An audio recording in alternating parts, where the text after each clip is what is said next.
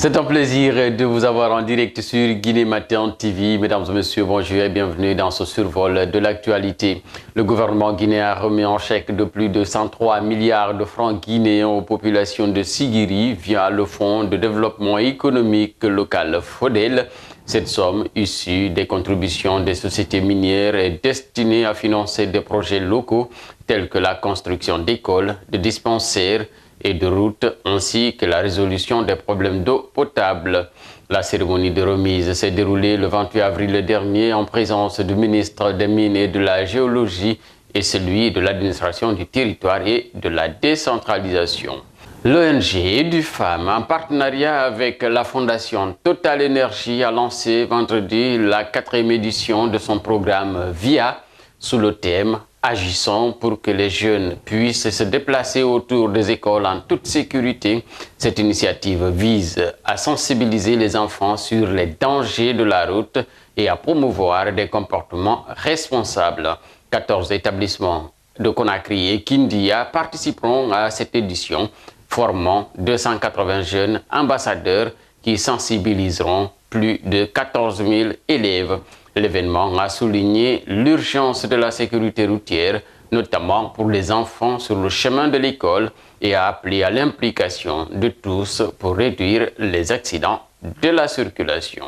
Indemnisation des victimes du massacre du 28 septembre 2009 à Conakry, les modalités de paiement en voie de finalisation. Le ministre de la Justice vient de convier le collectif des avocats des parties civiles à une réunion le 9 mai prochain pour parachever les modalités de paiement des indemnisations aux victimes de ces douloureux événements. Cette démarche fait suite au décret du 26 mars 2025 actant la prise en charge des indemnisations par l'État. Cette rencontre marquera une étape importante dans la réparation des préjudices subis par les victimes et leurs familles. Examens nationaux en Guinée, le ministère de l'Enseignement préuniversitaire et de l'Alphabétisation vient d'annoncer les dates pour la session 2025. Le certificat d'études élémentaires, plus connu sous le nom d'examen d'entrée en 7e année, se tiendra du 12 au 14 juin prochain. Il sera suivi du brevet d'études du premier cycle du 16 au 21 juin avec une pause le 18 juin. Le baccalauréat unique clôturera la session du 23 au 27 juin avec un jour de repos le 25 juin.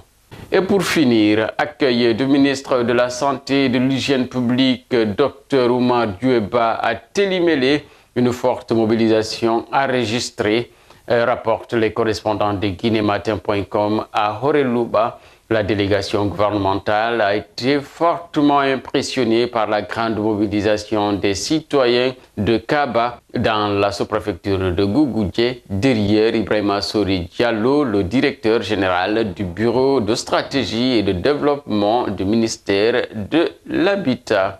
Ainsi s'achève ce flash d'information sur Guinée Matin TV. Merci d'avoir été de notre excellente journée à vous, où que vous soyez.